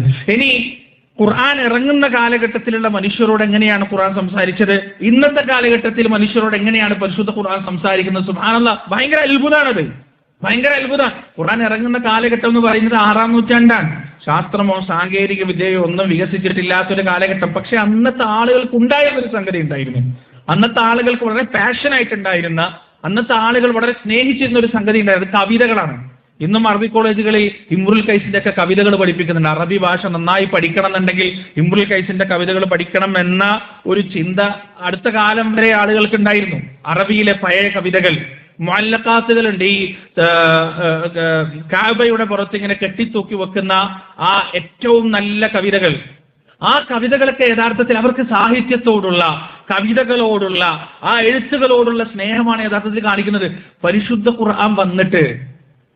ഖുർആൻ വന്നിട്ട് എന്താ ചെയ്യുന്നതെന്ന് വെച്ചാൽ മക്കക്കാരുടെ ഫഖ്റിന്റെ, അവരുടെ അഭിമാനത്തിന്റെ നെറുകന്തലേക്ക് ഒറ്റടിയാണ് കൊടുക്കുന്നത്. അതായത് ഉമർ റളിയല്ലാഹു അൻഹു അടക്കം കവിതയെ സ്നേഹിക്കുന്ന ആളായിരുന്നു. ഈ ഖുർആനാണെങ്കിൽ ആ ആളുകൾക്ക് വളരെ വെറുപ്പും ദേഷ്യമുള്ള സംഗതിയാണ്. ഈ പരിശുദ്ധ ഖുർആൻ ആദ്യം വന്നിട്ട് ചെയ്യുന്നത് വെല്ലുവിളിക്കാണ്. ഈ പറയുന്ന കവികളെ മുഴുവൻ, ഈ പറയുന്ന സാഹിത്യ സാമ്രാട്ടുകളെ മുഴുവൻ വെല്ലുവിളിക്കാണ് പരിശുദ്ധ ഖുർആൻ ചെയ്യുന്നത്. എത്ര, 1-2 3 വ്യക്തമായ വെല്ലുവിളികളും, ആ വെല്ലുവിളികൾ ഒരിക്കലും നിങ്ങൾക്ക് ഏറ്റെടുക്കാൻ കഴിയുകയില്ല എന്ന അള്ളാഹുവിന്റെ തീർപ്പും പരിശുദ്ധ ഖുർആൻ നമുക്ക് കാണാൻ കഴിയും. സുബ്ഹാനല്ലാഹ്. ആദ്യം ഖുർആൻ പറഞ്ഞത് ഖുൽ ഇൻ ജിതമഅത്തിൽ ഇൻസു വൽ ജിന്നു അലാ അയ്യതു ബിമിസ്ലി ഹാദൽ ഖുർആൻ ലാ യഅതൂന ബിമിസ്ലിഹി വലൗ കാന ബഅദുഹും ലിബഅദിൻ ദഹീറ. ജിന്നും മനുഷ്യനും മുഴുവനും ഒരുമിച്ച് കൂടിയാലും ഈ ഖുർആൻ പോലൊന്നും കൊണ്ടുവരാൻ നിങ്ങൾക്ക് കഴിയില്ല. അം യഖൂലൂന ഇഫ്തറഹു ഖുൽ ഫഅതു ബിഅശ്രി സുവരി മിസ്ലിഹി മുഫ്തറയാത്തിൻ വദഉ മൻ ഇസ്തതഅതും മിൻ ദൂനില്ലാഹി ഇൻ കുൻതും സാദിഖീൻ. ഈ ഖുർആൻ കെട്ടിച്ചമച്ചതാണെന്ന് നിങ്ങൾ പറയുന്നുണ്ടെങ്കിൽ ഇതിന് സമാനമായ 10 അധ്യായം കൊണ്ടുവന്നിട്ട് ഇത് കെട്ടിച്ചമച്ചതാണെന്ന് നിങ്ങൾ തെളിയിക്ക്. വഇൻ കുൻതും ഫീ റൈബിൻ മിമ്മാ നസ്സൽനാ അലാ അബ്ദിനാ ഫഅതു ബിസൂറത്തിൻ മിൻ മിസ്ലിഹി വദഉ ശുഹദാഅക്കും മിൻ ദൂനില്ലാഹി ഇൻ കുൻതും സാദിഖീൻ. ഇനി നിങ്ങൾ ഖുർആൻ മുഴുവനും കൊണ്ടുവരണ്ട, ഖുർആനിലുള്ള 10 എണ്ണവും കൊണ്ടുവരണ്ട. ഖുർആനിലുള്ളതിന് സമാനമായ ഒരൊറ്റ വരിയുള്ള ഇന്ന അഅ്തൈനാക്കൽ കൗസർ എന്ന് പറയുന്ന അധ്യായത്തിന് സമാനമായ ഒരു അധ്യായം എടുത്തുകൊണ്ടുവരാൻ നിങ്ങൾക്ക് സാധിക്കുമോ കൂട്ടരെ എന്ന് പരിശുദ്ധ ഖുർആൻ വെല്ലുവിളിക്കാൻ. എന്നിട്ട് ഖുർആൻ പറയണം ഫഇൻ ലം തഫ്അലു, നിങ്ങളത് ചെയ്തിട്ടില്ലെങ്കിൽ വലൻ തഫ്അലു, നിങ്ങളത് ചെയ്യാനും പോകുന്നില്ല, ഫത്തഖുന്നാർ, നരകത്തെ നിങ്ങൾ സൂക്ഷിക്കുക എന്ന് അല്ലാഹു സുബ്ഹാനഹു വ തആല പറയാം. അപ്പൊ ആ കാലഘട്ടത്തിലുള്ള ആളുകൾ, പ്രിയപ്പെട്ടവരെ, കുറച്ചൊരു തവാദു, കുറച്ചൊരു വിനയുള്ള ആളുകളൊക്കെ പരിശുദ്ധ ഖുർആനിന്റെ ഈ സത്യം മനസ്സിലാക്കി അവർ താഴ്മയോടുകൂടി ഖുർആനിലേക്ക് ഒഴുകി വരാൻ തുടങ്ങിക്കഴിഞ്ഞു. അവർ പരിശുദ്ധ ഖുർആനിലേക്ക് ആകൃഷ്ടരാവാൻ തുടങ്ങിക്കഴിഞ്ഞു. മനസ്സിൽ അല്പമെങ്കിലും ഒരു ധാർമ്മികതയും ഒരു മനുഷ്യത്വമുള്ള ആളുകളൊക്കെ പരിശുദ്ധ ഖുർആന്റെ ആകർഷണ വലയത്തിൽ പെട്ടിട്ടുണ്ട്. മഹാനായ ഉമർ ഇബ്നുൽ ഖത്താബ് റളിയല്ലാഹു അൻഹുവിന്റെ ചരിത്രം നമ്മൾ ഒരുപാട് തവണ കേട്ടതാണ്. ഉമർ റളിയല്ലാഹു ഇസ്ലാം സ്വീകരിക്കുന്നത് സൂറത്ത് താഹ കേട്ടിട്ട് മാത്രമല്ല, ഉമർ റളിയല്ലാഹുവിന്റെ മനസ്സിലേക്ക് പരിശുദ്ധ ഖുർആൻ സ്വാധീനം ചെലുത്താൻ തുടങ്ങി. അതിന് മുന്നേ, മാസങ്ങൾക്ക് മുന്നേ സ്വാധീനം ചെലുത്താൻ തുടങ്ങിയിരുന്നു. ഉമർ റളിയല്ലാഹു ആദ്യമായി പരിശുദ്ധ ഖുർആൻ ശ്രദ്ധിച്ച് കേൾക്കുന്നത് കഅബാലയത്തിന്റെ പരിസരത്ത് വെച്ചാണ്. അത് റസൂലുള്ളാഹി സ്വല്ലല്ലാഹു അലൈഹി വസല്ലമയുടെ നാവിൽ നിന്ന് നേരിട്ടാണ് ഉമർ റളിയല്ലാഹു പരിശുദ്ധ ഖുർആന്റെ വചനങ്ങൾ കേൾക്കുന്നത്. ആ വചനങ്ങൾ കേൾക്കുന്നത് സൂറത്തുൽ ഹാഖയാണ്. അൽ ഹാഖത്തു വൽ ഹാഖ വമാ അദ്റാക മൽ ഹാഖ എന്ന് പറയുന്ന പരിശുദ്ധ ഖുർആന്റെ ആ അധ്യായമാണ് ഉമർ റളിയല്ലാഹു കേൾക്കുന്നത്. അങ്ങനെ ഈ വചനങ്ങൾ ഇങ്ങനെ കേട്ടിട്ട്, ഒരുപാട് കവിതകൾ കേട്ട് പരിചയമുള്ള മനുഷ്യൻ, ഒരുപാട് സാഹിത്യങ്ങൾ കേട്ടിട്ട് പരിചയമുള്ള മനുഷ്യൻ. പക്ഷെ അതുപോലുള്ളത് അതിന്റെ മുമ്പ് കേട്ടിട്ടില്ല. ഖുർആൻ പോലെ ഖുർആനിന് സമാനമായ അത്രയും വിദഗ്ധമായ പദ്യമാണോ അല്ല, എന്നാൽ ഗദ്യമാണോ അതുമല്ല, പദ്യത്തിന്റെയും ഗദ്യത്തിന്റെയും ഇടയിലുള്ള ഒരു മാസ്മരികമായ അനിർവചനീയമായ ഒരു കൃതി അല്ലെങ്കിൽ ഒരു രചന അല്ലെങ്കിൽ ഒരു സൃഷ്ടി, അതാണ് ഉമറുല്ലാഹിനെ കേൾക്കാൻ സാധിച്ചത്. ഇതിങ്ങനെ കേട്ടിട്ട് ഉമറുല്ലാഹിന്റെ മനസ്സിൽ അത്ഭുതപ്പെട്ടു പോയി എന്നാണ്. പടച്ചോനെ, ഇതെന്തൊരു അത്ഭുതം, ഇതെന്തൊരു അത്ഭുതം, എത്ര നല്ല കവിതയാണിത്. സംഗതി ഇയാൾ ഖുറൈശികൾക്കിടയിൽ ഭിന്നിപ്പും പ്രശ്നവും സംഘടനകളൊക്കെ ഉണ്ടാക്കുന്നുണ്ടെങ്കിലും അദ്ദേഹം നല്ലൊരു കവിയാണ്. ഈ കവിതയെ കവച്ചു വെക്കാനുള്ള കവിത ഇവിടെ രചിക്കപ്പെട്ടിട്ടേ ഇല്ല എന്ന് ഉമറുല്ലാഹിന്റെ മനസ്സിലിങ്ങനെ ആലോചിച്ചപ്പോ റസൂൽ സല്ലല്ലാഹു അലൈഹി വസല്ലം അടുത്ത ആയത്ത്, ആ ആലോചന നടക്കലും പ്രവാചകൻ ഓതി എത്തുന്നത് വമാ ഹുവ ബിഖൗലി ശാഇർ ഖലീലൻ മാ തുഅ്മിനൂന എന്ന ആയത്തിലാണ്. എന്താണ് അതിന്റെ അർത്ഥം? ഇദ്ദേഹം ഒരു കവിയൊന്നുമല്ല, നിങ്ങൾ കുറച്ചാളുകൾ മാത്രമേ വിശ്വസിക്കുന്നുള്ളൂ. സുബ്ഹാനല്ലാഹ്. ഇതാ ഖുർആൻ ഹൃദയങ്ങളോട് സംവദിക്കും, ഹൃദയങ്ങൾക്ക് വെളിച്ചം നൽകുമെന്നതിന്റെ ഏറ്റവും വലിയ ഉദാഹരണമാണ് ഉമറുല്ലാഹിന്റെ ഈ ഖുർആൻ കേൾവി. വമാ ഹുവ ബിഖൗലി ശാഇർ, ഇയാൾ കവിയൊന്നുമല്ല, ഇയാൾ പറയുന്നത് കവിതയുമല്ല. ഖലീലൻ മാ തുഅ്മിനൂൻ, കുറച്ചാളുകൾക്ക്, നിങ്ങളിൽ കുറച്ചാളുകൾ മാത്രമേ വിശ്വസിച്ചിട്ടുള്ളൂ. ഇത് കേട്ടപ്പോൾ ഉമറുല്ലാഹു ഉറപ്പിച്ചു, ഇയാൾ കവിയല്ല, പക്ഷെ ഇയാൾക്ക് ഭാവി പ്രവചിക്കാൻ കഴിയുന്ന അല്ലെങ്കിൽ മനുഷ്യന്റെ മനസ്സിന്റെ ഉള്ളിലുള്ള കാര്യങ്ങൾ, വികാരങ്ങൾ പറയാൻ കഴിയുന്ന ഒരു ജ്യോത്സ്യനോ കൈനോട്ടക്കാരനോ മറ്റോ ആണോ ഇയാൾ? ഇയാൾക്ക് ഉള്ളു പറയാൻ കഴിയുന്ന ഒരു കാഹിനാണോ ഇയാൾ എന്ന് ഉമറുല്ലാഹി ആലോചിച്ചെടുക്കുമ്പോൾ അടുത്തായത് ഇയാളൊരു ജ്യോത്സ്യനോ കൈനോട്ടക്കാരനോ ഒന്നുമല്ല, നിങ്ങളിൽ കുറച്ചാളുകൾ മാത്രമല്ല ചിന്തിക്കുക ആലോചിക്കുകയും ചെയ്യുന്നുള്ളൂ എന്ന്. അപ്പൊ ഉമറുല്ലാഹി ചിന്തിച്ചു, ഇതെന്താണ്? പിന്നെ ഇതെന്താണ്? ഇദ്ദേഹം ഒരു കവിയല്ല, ഇദ്ദേഹം ഒരു ജ്യോത്സ്യനുമല്ല, കൈനോട്ടക്കാരനുമല്ല, ഒന്നുമല്ല, പിന്നെ ഇതെന്താണ്? അടുത്ത ആയത്ത് തൻസീലും മിർ റബ്ബിൽ ആലമീൻ, ലോകങ്ങളുടെ രക്ഷിതാവായ അള്ളാഹുവിൽ നിന്ന് അവതീർണമായ പരിശുദ്ധ ഖുർആനിന്റെ വചനങ്ങളാണ്, അള്ളാഹുവിന്റെ വാക്കുകളാണിത് എന്ന് ഉമർ റളിയല്ലാഹു അൻഹുവിന്റെ അടുത്ത ചെവിയിലേക്ക് അടുത്ത ആയത്ത് പതിയാണ്. അപ്പൊ അദ്ദേഹം ചിന്തിക്കാണ്, ഇത് ലോകരക്ഷിതാവിൻ്റെതാണോ? ഇത് മുഹമ്മദിൻ്റെതല്ലേ? ഇത് പ്രവാചകന്റെതല്ലേ? ഇത് ലോകരക്ഷിതാവിൻ്റെതാണോ എന്ന് വർത്താനം ഹൃദയം പറയാൻ തുടങ്ങുമ്പോ അടുത്ത ആയത്ത് പറയാൻ വലൗ തഖബ്ബല അലൈനാ ബഅദൽ ലഖാവിൽ ലഅഖദ്നാ മിൻഹു ബിൽ യമീൻ ثم لقطعنا منه الوتين. ഒരൊറ്റ വാക്ക്, ഈ പരിശുദ്ധ ഖുർആനിൽ ഒരൊറ്റ വാക്ക് എന്റെ ബോധനത്തിലൂടെയല്ലാതെ എന്റെ വഹയിലൂടെയല്ലാതെ മുഹമ്മദ് പറഞ്ഞിരുന്നെങ്കിൽ സല്ലല്ലാഹു അലൈഹി വസല്ലം ലഅഖദ്നാ മിൻഹു ബിൽ യമീൻ, അദ്ദേഹത്തെ ഞാൻ വലതുകൊണ്ട് പിടിക്കുമായിരുന്നു. എന്നിട്ട് അദ്ദേഹത്തിന്റെ ജീവനാടി ഞാൻ അങ്ങോട്ട് മുറിച്ചു കളയുമായിരുന്നു എന്നതാണ് അടുത്ത വചനം. ഇതുകൂടി കേട്ടപ്പോ ഉമറുല്ലാൻ നോക്ക്, നിങ്ങൾ ഉമറുല്ലാൻ ഒന്ന് ചിന്തിക്കുക, അതിന്റെ മറുപടി ഖുർആൻ പറയാ. അടുത്ത ചിന്ത ചിന്തിക്കുക, അതിന്റെ മറുപടി ഖുർആൻ പറയാ. അതിന്റെ അപ്പുറത്ത് ചിന്തിക്കുക, അതിന്റെ മറുപടി ഖുർആൻ പറയാ. കോൺവെർസേഷനാണ്. കാരണം പരിശുദ്ധ ഖുർആൻ പ്രിയപ്പെട്ടവരെ അള്ളാഹുവിന്റെ കലാമാണ്. അള്ളാഹുവിന്റെ കലാമിന്റെ മുഅ്ജിസത്താണ്. നമ്മുടെ സിറ്റുവേഷൻ എന്താവട്ടെ, നമ്മുടെ സാഹചര്യം എന്താവട്ടെ, ആ സാഹചര്യം, ലോകത്ത് 800 കോടിയിലധികം മനുഷ്യന്മാരുണ്ട്. ഈ 800 കോടിയിലധികം മനുഷ്യന്മാരിൽ ഓരോരുത്തർക്കും ഓരോ ടെൻഷനാണ്, ഓരോരുത്തർക്കും ഓരോ പ്രശ്നമാണ്, ഓരോ വേദനകളാണ്, ഓരോ ചിന്തകളാണ്. എന്നാൽ ഈ 800 കോടി മനുഷ്യന്മാരുടെയും ചിന്തകളിലും സാഹചര്യങ്ങളിലും വെച്ച് അവരെ സമാധാനിപ്പിക്കാനും അവരെ സന്തോഷിപ്പിക്കാനും അവരെ പേടിപ്പെടുത്താനും അവർക്ക് മുന്നറിയിപ്പ് നൽകാനും പരിശുദ്ധ ഖുർആന് സാധിക്കുമെന്നതാണ് പരിശുദ്ധ ഖുർആന്റെ മോചിതത്വം. അവരുടെ ഹൃദയങ്ങളോട് സംസാരിക്കാൻ പരിശുദ്ധ ഖുർആന് സാധിക്കുമെന്നതാണ് പരിശുദ്ധ ഖുർആന്റെ അത്ഭുതം. അതാണ് ഉമർ റളിയല്ലാഹുവിന്റെ അടുത്ത് കണ്ടത്. ഈ ഒരു ചിന്ത, ഈ ഒരു ഖുർആന്റെ വചനങ്ങൾ കേട്ടപ്പോൾ ഉമർ റളിയല്ലാഹു അൻഹു പറഞ്ഞെന്തറിയോ? ഉമർ റളിയല്ലാഹുവിന്റെ മനസ്സ് ഉമർ റളിയല്ലാഹുവിനോട് പറഞ്ഞത് ശരിയാണ്, ഇതെന്തോ സിഹ്റാണ്, ഇതെന്തോ മാരണമാണ്. ഞാൻ ഈ ഖുർആൻ അധികം കേട്ടിരുന്നു പോയാൽ ഞാനിത് വഴിപ്പെട്ടു പോകും, ഞാനിതിന് വീണു പോകും, മയങ്ങിപ്പോവും. അബൂജഹലൊക്കെ പറയുന്നത് എത്ര സത്യമാണെന്ന് പറഞ്ഞ് പെട്ടെന്ന് അവിടുന്ന് തടിയെടുക്കുകയാണ്, ഓടിക്കളയാൻ. പക്ഷേ ആ വചനങ്ങൾ ഉമർ റളിയല്ലാഹുവിന്റെ ഹൃദയത്തെ കീഴടക്കി കളഞ്ഞിട്ടുണ്ട്. പക്ഷേ വർഷങ്ങളായി നിലനിൽക്കുന്ന ഇരുട്ട് അത്ര പെട്ടെന്ന് കീഴടങ്ങൂലല്ലോ. പരിശുദ്ധ ഖുർആൻ ഉണ്ടാക്കി ഈ വെളിച്ചവും ഉമർ റളിയല്ലാഹുവിന്റെ മനസ്സിലുണ്ടായ ഉണ്ടായിരുന്ന ഈ അന്ധകാരവും തമ്മിൽ സംഘട്ടനം തുടങ്ങി, അങ്ങോട്ടും ഇങ്ങോട്ടും യുദ്ധം ചെയ്യാൻ തുടങ്ങി. അങ്ങനെയാണ് ഒരു സാഹചര്യത്തിൽ ഉമർ റളിയല്ലാഹു അൻഹുവിനെ അല്ലാഹു സുബ്ഹാനഹു വ തആല സൂറത്തു ത്വാഹ കേൾപ്പിച്ചു കൊടുക്കുന്നത്. അദ്ദേഹം ഭയങ്കര പ്രയാസത്തിലാണ്. ഇത്രയും കാലം ജീവിച്ച വിശ്വാസം, ഇത്രയും കാലം കൊണ്ടു നടന്നൊരു വിശ്വാസം, ആ വിശ്വാസത്തെ ഞാൻ എങ്ങനെ വലിച്ചെറിയും? പക്ഷെ ഇതെങ്ങനെയാണ് സ്വീകരിക്കാതിരിക്കുക? എന്തൊരു അത്ഭുതമുള്ള സംഗതിയാണ്.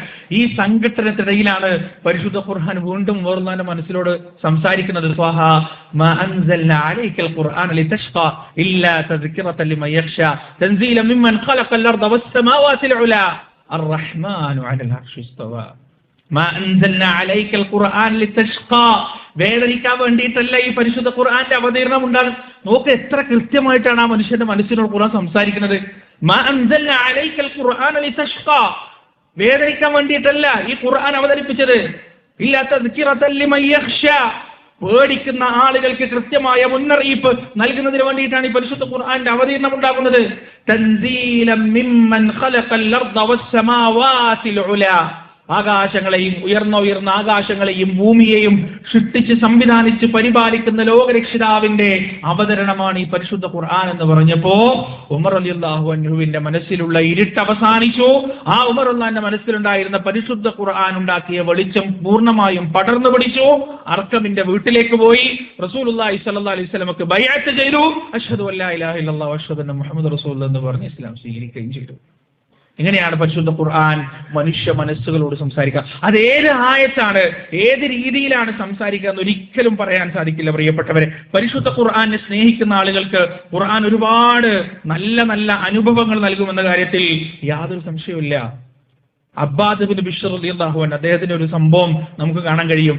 അബ്ബാദ് ബിൻ ബിശ്ർ റളിയല്ലാഹു അൻഹുവിനെയും അമ്മാർ ബിൻ യാസിർ റളിയല്ലാഹു അൻഹുവിനെയും റസൂലുള്ളാഹി സ്വല്ലല്ലാഹു അലൈഹി വസല്ലമ ഒരു യുദ്ധത്തിൽ ഒരു പട്ടാള ക്യാമ്പിന് കാവൽ നിർത്താണ്. അങ്ങനെ അവർ രണ്ടുപേരും ചർച്ച ചെയ്തിട്ട് അബ്ബാദ് അമ്മാറിനോട് പറഞ്ഞു, ഈ ഉറങ്ങിക്കോ, ഞാൻ നിന്നോളാം, ഞാൻ ഈ സമയത്ത് നിസ്കരിക്കുന്ന ആളാണ്, എനിക്ക് ദീർഘനേരം ഖുർആൻ ഓതിയിട്ട് ഞാൻ നിസ്കരിക്കാൻ ഭയങ്കര ഇഷ്ടമാണ്, അതുകൊണ്ട് നീ ഉറങ്ങിക്കോ, ഇന്ന് ഞാൻ നിന്നോളാം എന്ന് പറഞ്ഞ് അബ്ബാദ് ബിൻ ബിശ്ർ റളിയല്ലാഹു അൻഹു ആ പട്ടാള ക്യാമ്പിന്റെ പുറത്തുനിന്ന് നിസ്കാരം തുടങ്ങാണ്. അങ്ങനെ നിസ്കരിച്ചു കൊണ്ടിരിക്കുമ്പോൾ ദൂരത്തുനിന്ന് ശത്രു ഒരാൾ ഇങ്ങനെ നിൽക്കുന്നത് ഇങ്ങനെ കാണാൻ അയാൾ അമ്പ് ചെയ്തു. ആ അമ്പ് ശരീരത്തിൽ തറച്ചു. ആ അമ്പ് ശരീരത്തിൽ തറച്ച സമയത്ത് അബ്ബാദ് ബിൻ ബിശ്ർ റളിയല്ലാഹു അൻഹു സൂറത്തുൽ കഹ്ഫ് പാരായണം ചെയ്യാൻ തുടങ്ങിയിരുന്നു. അതേ നിർത്തിയില്ല. രണ്ടാമതും അമ്പ് ചെയ്തു, അതും ശരീരത്തിലേക്ക് തറച്ചു. പക്ഷെ അദ്ദേഹം നിർത്താൻ തയ്യാറായില്ല. മൂന്നാമതും അമ്പ് ചെയ്തു. ആ 3 അമ്പുകൾ ഉണ്ടാക്കിയ മാരകമായ പരിക്ക് ശരീരത്തിൽ വെച്ചുകൊണ്ട് തന്നെ അബ്ബാദ് ബിൻ ബിശ്ർ റളിയല്ലാഹു അൻഹു ആ സൂറത്തുൽ കഹ്ഫ് മുഴുവനും പാരായണം ചെയ്തു. നമ്മൾക്ക് ഇന്ന് ഓതിയിട്ടുണ്ടാവുമല്ലോ, ഖുലിന്നമാന ബശറും മിസ്ലുക്കും യുഹാ ഇലയ്യ അന്നമാ ഇലാഹുക്കും ഇലാഹും വാഹിദ് എന്ന ആയത്ത് വരെ മുഴുവനും പാരായണം ചെയ്ത് നിസ്കാരം തീർത്ത് അബ്ബാദ് ബിൻ ബിശ്ർ റളിയല്ലാഹു അൻഹു അമ്മാറിനെ വിളിക്കുമ്പോൾ അമ്മാർ റളിയല്ലാഹു അൻഹു കാണുന്നത് അബ്ബാദ് ബിൻ ബിശ്ർ മുഴുവൻ രക്തത്തിൽ കുളിച്ചു കിടക്കുന്നതാണ്.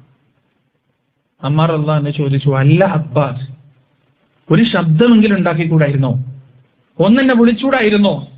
സുന്നത്ത് നിസ്കാരല്ലേ, നിസ്കാരം അവസാനിപ്പിച്ചൂടായിരുന്നോ എന്ന് ചോദിച്ചപ്പോ അബ്ബാദ് ബിൻ ബിശ്ർ റളിയല്ലാഹു അൻഹു പറഞ്ഞ മറുപടി എന്താ അറിയോ? ഞാൻ സൂറത്തുൽ കഹ്ഫ് പാരായണം ചെയ്യാൻ തുടങ്ങിയിരുന്നു. ആ കഹ്ഫ് എന്റെ ഹൃദയത്തെ വല്ലാതെ അങ്ങോട്ട് കീഴടക്കി. ആ ഒരു സുഖവും അനുഭൂതിയും അത് ഒഴിവാക്കാൻ എനിക്ക് മനസ്സ് വന്നില്ല. വേണമെന്ന് വിചാരിച്ച് ചെയ്തതല്ല.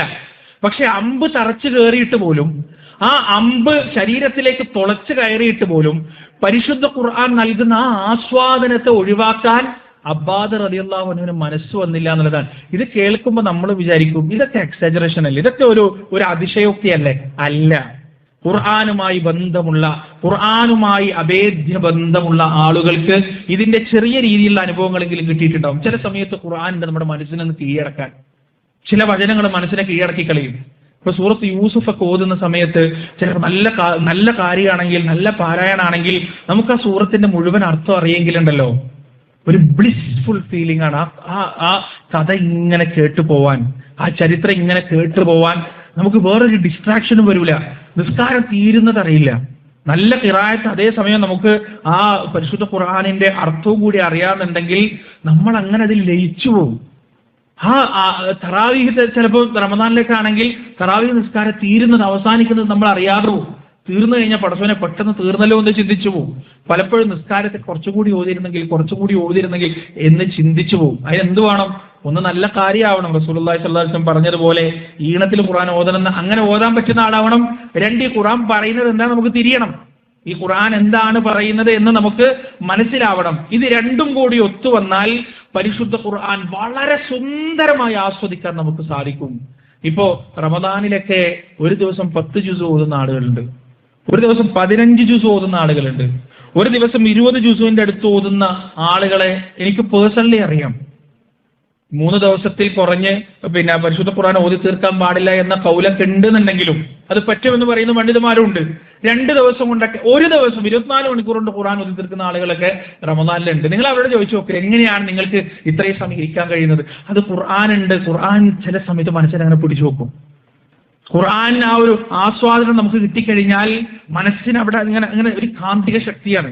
നമ്മൾ പോലും അറിയില്ല സമയം പോകുന്നത്, നമ്മൾ പോലും അറിയില്ല മണിക്കൂറുകൾ നീങ്ങുന്നത്, പേജുകൾ ഇങ്ങനെ മറിഞ്ഞു പോകുന്നത് നമ്മൾ പോലും അറിയില്ല. അത് വല്ലാത്തൊരു ഫീലിംഗ് ആണ്. അല്ലാഹു സുബ്ഹാനഹു വ തആല ജീവിതത്തിൽ ഒരിക്കലെങ്കിലും അനുഭവിക്കാൻ നമുക്ക് എല്ലാവർക്കും തൗഫീഖ് നൽകുമാറാകട്ടെ. പ്രിയപ്പെട്ടവരെ, താബിഈങ്ങളിൽപ്പെട്ട ഒരു മനുഷ്യനാണ് ഫുദൈൽ ഇബ്നു ഇയാദ് എന്ന് പറയുന്ന ഒരു മനുഷ്യൻ. അദ്ദേഹം കൊള്ളക്കാരനാണ്.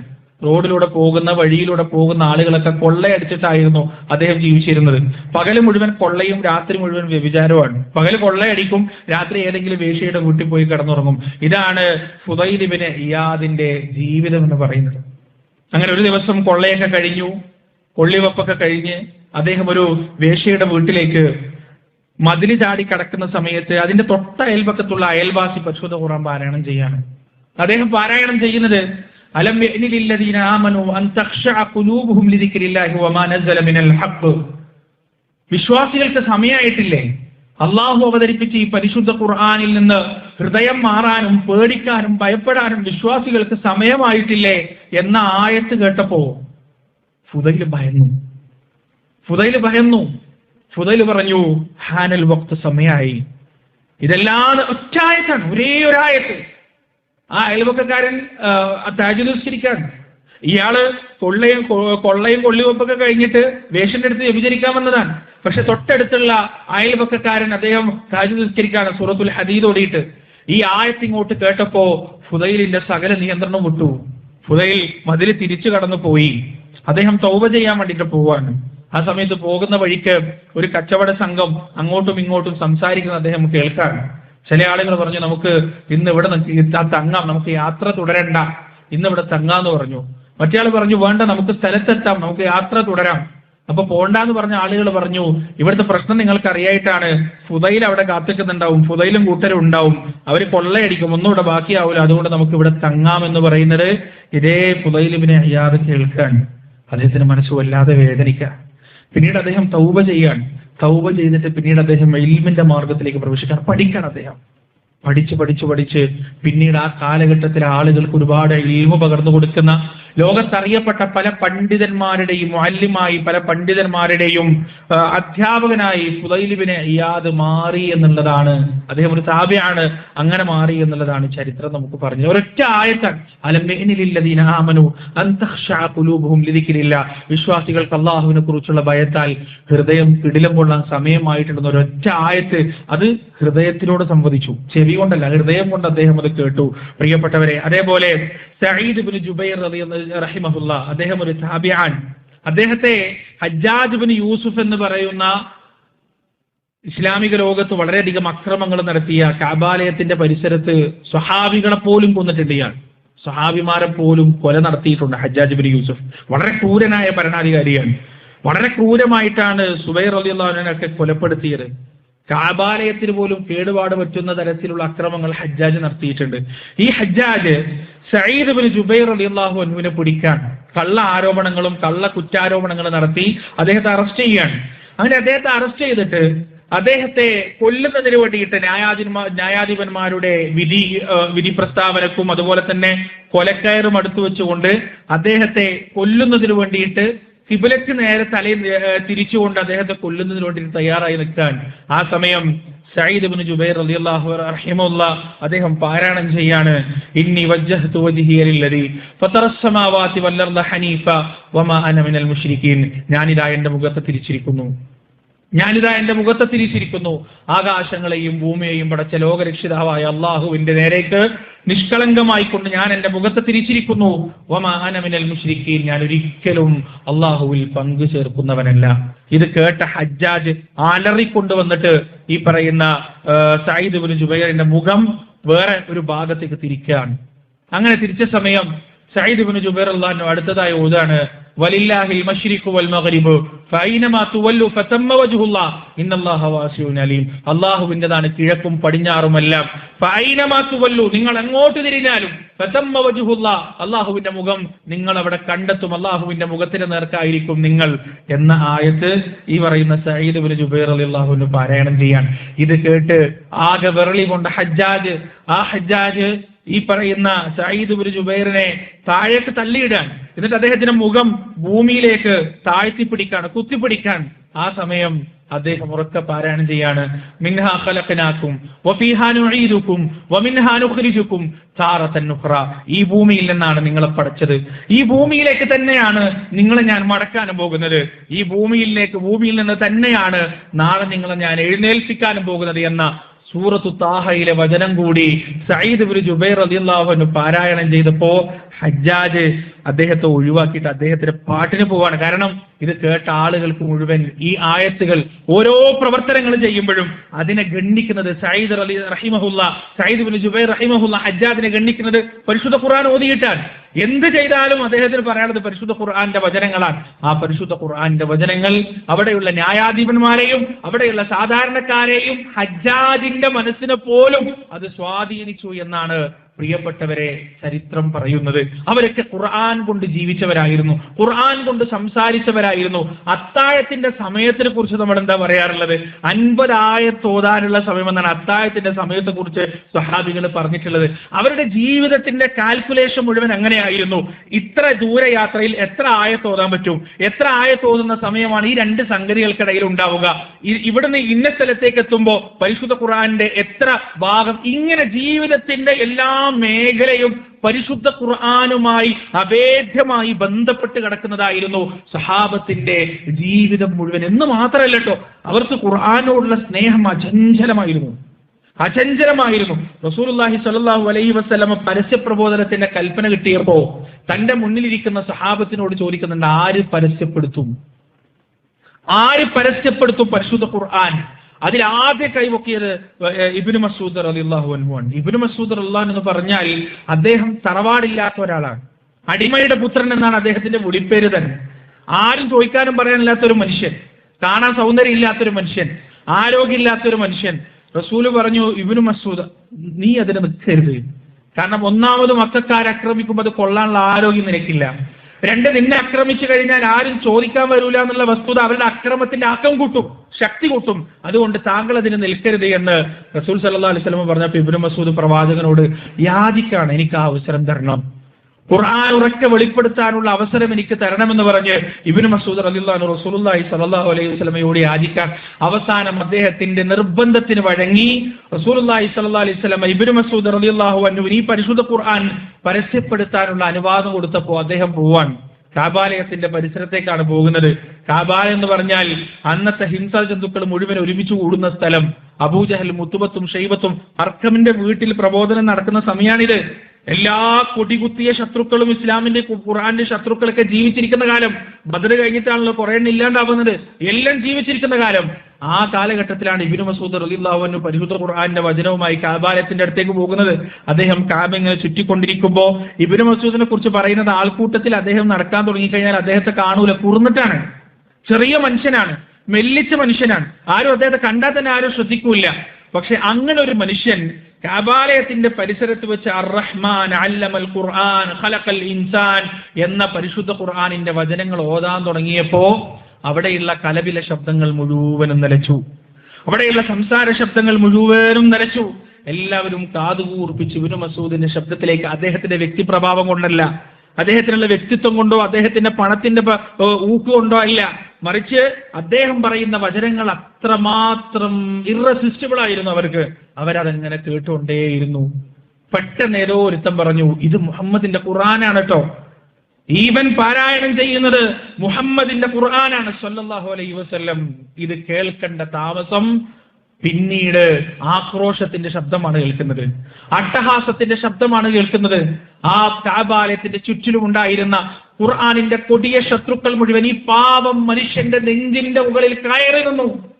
ചിലവർ ചാടി വന്നു, ചവിട്ടാൻ തുടങ്ങി, തൊഴിക്കാൻ തുടങ്ങി, ഇടിക്കാൻ തുടങ്ങി. യഥാർത്ഥത്തിൽ ഒരു ഇടി കൊള്ളാൻ പോലും ശേഷിയില്ലാത്ത ഇബ്നു മസ്ഊദ് റളിയല്ലാഹു ആവർത്തിച്ചുള്ള മർദ്ദനങ്ങൾ കേട്ടിട്ടും അദ്ദേഹം പാരായണം ചെയ്തുകൊണ്ടേയിരുന്നു. ഫബിഅയ്യി ആലാഇ റബ്ബികുമാ തുകദിബാൻ. നിങ്ങൾ ആ രംഗം മനസ്സിലൊന്ന് ആലോചിച്ച് നോക്കുക പ്രിയപ്പെട്ടവരെ. ശക്തരായ കുറെ മനുഷ്യന്മാർ ദുർബലനായ ഒരു മനുഷ്യന്റെ മേലെ പൊതിഞ്ഞു നിന്നിട്ട് ആക്രമിക്കാൻ, അവരെ തെറി വിളിക്കാൻ, അവരെ ആക്രോശിക്കാൻ, അട്ടഹസിക്കാൻ, ആ ആക്രോശത്തിന്റെയും ആ അട്ടഹാസത്തിന്റെയും ആ ഇടിയുടെയും തൊഴിയുടെയും എല്ലാം ശബ്ദത്തിന്റെ ഇടയിൽ ഈ ദുർബലനും ബലഹീനനുമായ മനുഷ്യൻ ഉറക്കെ വിളിച്ച് ഓതാണ് ഫബിഅയ്യി ആലാഇ റബ്ബികുമാ തുകദ്ദിബാൻ, ഫബിഅയ്യി ആലാഇ റബ്ബികുമാ തുകദ്ദിബാൻ. നിങ്ങളുടെ രക്ഷിതാവിന്റെ ഏതേത് അനുഗ്രഹങ്ങളാണ് നിങ്ങൾ നിഷേധിച്ചു തള്ളുന്നത്, ഏതേത് അനുഗ്രഹങ്ങളാണ് നിങ്ങൾ കളവാക്കുന്നത് എന്ന് ഈ ദുർബലനായ മനുഷ്യന്റെ നേർത്ത ശബ്ദം പ്രിയപ്പെട്ടവരെ ആൾക്കൂട്ടത്തിന്റെ അട്ടഹാസങ്ങൾക്കിടയിലൂടെ ഉയർന്നുകൊണ്ടിരിക്കുകയാണ്. ബോധം പോകുന്നത് വരെ അദ്ദേഹം പാരായണം ചെയ്തു. ബോധം പോകുന്നത് വരെ ഏതോ ചില നല്ല മനുഷ്യർ ഇടപെട്ട് ആൾക്കൂട്ടത്തെ മാറ്റി ആ പാവം മനുഷ്യനെ ചേർത്ത് പിടിച്ച് ആൾക്കൂട്ടത്തിന് പുറത്തേക്ക് കൊണ്ടുപോയി സഹാബത്തിന്റെ അടുത്തെത്തിച്ചു. നബി സല്ലല്ലാഹു അലൈഹി വസല്ലമ അദ്ദേഹത്തിന്റെ മുഖം കഴുകി, അദ്ദേഹത്തെ ആശ്വസിപ്പിച്ചു. ബോധം വന്നപ്പോ ഇബ്നു മസ്ഊദ് റളിയല്ലാഹു അൻഹു വീണ്ടും ചോദിക്കുന്നത് എന്താ അറിയോ? റസൂലേ, എനിക്ക് ഒരവസരം കൂടി തരുമോ എന്നുള്ളതാണ്. എനിക്കൊരവസരം കൂടി തരോ? ഞാൻ ഒരു വട്ടം കൂടി പോട്ടെ. എന്നിട്ട് ഞാൻ ഒരു വട്ടം ആലോചിച്ചു. എന്തുകൊണ്ടാണ്? ശരീരത്തെ അടി കിട്ടുമ്പോ വേദന ഇല്ലാത്തതുകൊണ്ടല്ല പ്രിയപ്പെട്ടവരെ. ഇടിയും അടിയും തൊഴിയും മർദ്ദനവും കിട്ടുമ്പോ വേദന ഇല്ലാത്തതുകൊണ്ടല്ല. ആ വേദനകൾക്കപ്പുറത്ത് ഈ പരിശുദ്ധ ഖുർആനിന്റെ വചനങ്ങൾ ഒരാളെ കേൾപ്പിക്കാനുള്ള ഭാഗ്യം എനിക്കുണ്ടല്ലോ, ഒരാളെ കേൾപ്പിക്കാൻ എനിക്ക് സാധിക്കുന്നുണ്ടല്ലോ എന്ന ചിന്തയാണ് ആ ഖുർആനിന്റെ പ്രബോധകരാവാനുള്ള അടങ്ങാത്ത ആഗ്രഹമാണ് ഇബ്നു മസ്ഊദ് റളിയല്ലാഹു അൻഹുവിനെ ഇതിന് പ്രേരിപ്പിച്ചത്. മഹാനായ മിസ്അബ് ഇബ്നു ഉമൈർ റളിയല്ലാഹു അൻഹു മദീനത്തേക്ക് പോയി. എന്താന്നുള്ളത് അന്ന് അഹ്കാമുകളൊന്നും അവതരിച്ചിട്ടില്ല. പരിശുദ്ധ ഖുർആനിലെ ഗഹനമായി ചിന്തിക്കപ്പെടുന്ന അഹ്കാമുകളൊന്നും അവതരിക്കാത്തൊരു കാലഘട്ടത്തിലാണ് മിസ്അബ് റളിയല്ലാഹു അൻഹുവിനോട് റസൂലുള്ളാഹി സ്വല്ലല്ലാഹു അലൈഹി വസല്ലം മദീനയിൽ പ്രബോധനം ചെയ്യാൻ പോകാൻ പറയുന്നത്. ആ മദീനയിൽ രണ്ടാം അഖബ ഉടമ്പടിയിൽ തന്റെ കൂടെ ഉണ്ടായിരുന്ന 70 ചില്ലാനം ആളുകളുടെ കൂടെ മിസ്അബ് റളിയല്ലാഹു അൻഹു പോകുമ്പോൾ അദ്ദേഹത്തിന്റെ കയ്യിൽ ഉണ്ടായിരുന്നത് ഏതാനും ചില ആയത്തുകൾ, പരിശുദ്ധ ഖുർആനിന്റെ വചനങ്ങൾ മാത്രമാണ്. ഈ വചനങ്ങളുമായിട്ടാണ് അദ്ദേഹം പോകുന്നത്. അദ്ദേഹം പോയി ഓരോ ഗോത്രത്തലവന്മാരെ കണ്ടു. അദ്ദേഹം മദീനയുടെ മണ്ണ് ഇളക്കി മറിച്ചു. ഒരു സംഭവം പറയുന്നത്, അദ്ദേഹം ഇതുപോലെ പ്രബോധനം നടത്തുന്ന സമയം ഉസൈർ എന്ന് പറയുന്ന ഒരു ഗോത്രത്തലവൻ അദ്ദേഹം മിസ്അബിനെ തേടി വന്നു. മിസ്അബ് റളിയല്ലാഹു അൻഹു ഒരു സ്ഥലത്ത് ഇങ്ങനെ നിൽക്കായിരുന്നു. ഉസൈർ ഇങ്ങനെ തേടി വന്നിട്ട് പറഞ്ഞു, നിങ്ങളുടെ പ്രവർത്തനത്തെ കുറിച്ച് ഞാൻ കേട്ടു. നിങ്ങൾ ഈ ഗോത്രങ്ങൾക്കിടയിൽ പ്രശ്നങ്ങളും കുഴപ്പങ്ങളും ഭിന്നിപ്പും ഉണ്ടാക്കാൻ നടക്കുന്നുണ്ടെന്ന് ഞാൻ കേട്ടു. അവസാനിപ്പിച്ചു. അതാണ് നല്ലത്. ഇവിടുന്ന് മര്യാദയ്ക്ക് വണ്ടി വിട്ടിട്ടില്ലെങ്കിൽ വിവരം അറിയും, മര്യാദയ്ക്ക് ഇവിടുന്ന് പോകാൻ കഴിയൂല എന്നൊക്കെ പറഞ്ഞ് ഭീഷണിപ്പെടുത്തി. മിസ്അബ് റളിയല്ലാഹു അൻഹു ഉസൈദിന്റെ നെഞ്ചത്ത് കൈവച്ചു. ഉസൈദിന്റെ നെഞ്ചത്ത് കൈവച്ചിട്ട് ഉസൈദിനോട് പറഞ്ഞു, ശരി, ഞാൻ നിർത്തിക്കോളാം, ഞാൻ എൻ്റെ ഈ പ്രവർത്തനം അവസാനിച്ചു പോകാം. പക്ഷെ ഞാൻ എന്താണ് ജനങ്ങളോട് പറയുന്നത് എന്ന് കേൾക്കാനുള്ളൊരു മനസ്സ് കാണിച്ചൂടെ? എന്നിട്ട് അത് തെറ്റാണെന്ന് നിങ്ങൾക്ക് തോന്നിയാൽ ഞാനത് നിർത്താം, ഞാനത് ഒഴിവാക്കാം എന്ന് മിസ്അബ് റളിയല്ലാഹു അൻഹു പറഞ്ഞു. ഉസൈദിന് അതൊരു ന്യായമായിട്ട് തോന്നി. പലപ്പോഴും പ്രതികരിക്കുന്ന ആളുകൾ നിഷ്കളങ്കരായിരിക്കും. പലപ്പോഴും ഏത് വിഷയത്തിലും പ്രതികരിക്കുന്ന ആളുകൾ നിഷ്കളങ്കരായിരിക്കും. ആ പ്രതികരണത്തിന്റെ രൂക്ഷത എത്രത്തോളം കൂടുന്നു അത്രത്തോളം മനുഷ്യൻ നിഷ്കളങ്കനായിരിക്കും. ഉസൈദിന് തോന്നി ഇയാൾ പറഞ്ഞത് കാര്യമാണ്, ഇയാൾ എന്താണ് പറയുന്നതെന്ന് കേൾക്കാലോ, എന്നിട്ട് മതിയല്ലോ. അങ്ങനെ മിസ്അബ് റളിയല്ലാഹു അൻഹു പരിശുദ്ധ ഖുർആൻ പാരായണം ചെയ്യാൻ തുടങ്ങി. പാരായണം ചെയ്യാൻ തുടങ്ങുമ്പോൾ ആ കൈകൾ ഉസൈദിന്റെ നെഞ്ചത്ത് തന്നെ ഉണ്ട്. പാരായണം ചെയ്ത് കുറച്ചങ്ങോട്ട് എത്തിയപ്പോ മിസ്അബ് റളിയല്ലാഹുവിന്റെ കൈ ഉസൈദ് ചേർത്ത് പിടിച്ചു. ആ കൈകൾ മുറുക്കി പിടിച്ചു. എന്നിട്ട് പറഞ്ഞു, സഹോദര, ഇതാണോ നിങ്ങൾ പറയുന്നത്? ഇതാണോ നിങ്ങൾ ജനങ്ങളോട് സംസാരിക്കുന്നത്? എങ്കിൽ നിങ്ങൾ ഇത് നിർത്തേണ്ട ഒരു ആവശ്യമില്ല. നിങ്ങൾ ഒരിക്കലും ഇത് നിർത്തരുത്. ഞാൻ നിങ്ങളുടെ കൂടെ കൂടാൻ പോവാണ്. ഇതിന് ഞാൻ എന്താണ് ചെയ്യേണ്ടത്? അവിടെ വെച്ച് ഉസൈദ് റളിയല്ലാഹു അവിടെ വെച്ചാണ് ഇസ്ലാം സ്വീകരിക്കുന്നത്. പരിശുദ്ധ ഖുർആന്റെ ഏതാനും വചനങ്ങൾ അവിടെ വെച്ച് ഇസ്ലാം സ്വീകരിക്കാൻ. എന്നിട്ട് ഉസൈദ് റളിയല്ലാഹു അൻഹു മിസ്വറുള്ളാന്റെ കൈ പിടിക്കാൻ ഒരാളെ ഞാൻ കാണിച്ചുതരാം, അദ്ദേഹത്തിന് ഈ ഒരു സന്ദേശം മനസ്സിലായ വലിയ കാര്യം ഉണ്ടാവും എന്ന് പറഞ്ഞ് ഇദ്ദേഹത്തിന്റെ കൈ പിടിച്ചിട്ട് സഅദ് ഇബ്നു മുആദ് റളിയല്ലാഹുവിന്റെ അടുത്തേക്ക് പോവാൻ. സഅദ് റളിയല്ലാഹു പരിശുദ്ധ ഖുർആന്റെ വചനങ്ങൾ കേൾക്കുന്നു. അദ്ദേഹവും ഇസ്ലാം സ്വീകരിക്കാൻ. ഈ സഅദ് റളിയല്ലാഹു അൻഹു ആണ് പിന്നീട് ബദർ യുദ്ധത്തിന്റെ രണഭൂമിയിൽ റസൂലുള്ളാഹി സ്വല്ലല്ലാഹു അലൈഹി വസല്ലം അൻസാറുകളോട് അഭിപ്രായം ചോദിച്ചപ്പോ, യാ റസൂലല്ലാഹ്, ആർത്തലക്കുന്ന കടലിന്റെ തിരമാലയിലേക്ക് അങ്ങ് ഞങ്ങളെ നയിച്ചാൽ ഒരു മടിയും കൂടാതെ അങ്ങയുടെ കൂടെ ഞങ്ങൾ വരും. ബർക്കുൽ ഹിമാദിലേക്ക് അങ്ങയെ ഞങ്ങൾ നയിച്ചാൽ അങ്ങയുടെ കൂടെ ഞങ്ങളൊരു മടിയും കൂടാതെ വരുമെന്ന് പ്രഖ്യാപിച്ച മനുഷ്യനാണ്, സ്വഹാബിയാണ് മഹാനായ സഅദ് ഇബ്നു മുആദ് റളിയല്ലാഹു അൻഹു. ആ സഅദ് ഇബ്നു മുആദ് റളിയല്ലാഹു അൻഹുവിന്റെ മനസ്സിലേക്ക് വിശ്വാസത്തിന്റെ ആ ഒരു മൊട്ടിട്ട് കൊടുത്തത് ഇസ്സബർ റളിയല്ലാഹു അൻഹുവിന്റെ പരിശുദ്ധ ഖുർആൻ പാരായണം.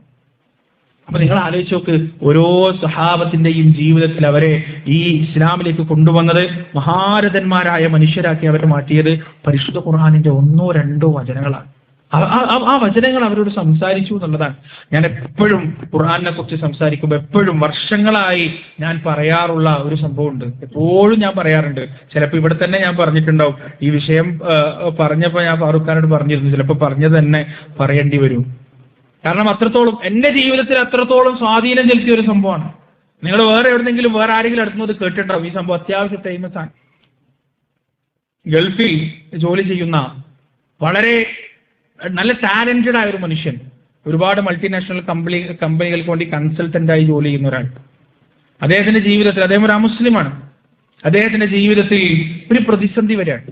കരകയറാനാവാത്ത പ്രതിസന്ധി. അങ്ങനെയാണല്ലോ ചില പ്രതിസന്ധികൾ ജീവിതത്തിൽ വന്നാൽ, വലത്തോട്ട് നോക്കിയാൽ ഒരു രക്ഷ ഉണ്ടാവില്ല, ഇടത്തോട്ട് നോക്കിയാൽ രക്ഷ ഉണ്ടാവില്ല, മുന്നിലേക്ക് നോക്കിയാൽ രക്ഷ ഉണ്ടാവില്ല, പിന്നിലേക്ക് നോക്കിയാൽ രക്ഷ ഉണ്ടാവില്ല, ഒരു വഴിയും നമ്മുടെ മുന്നിൽ കാണൂല.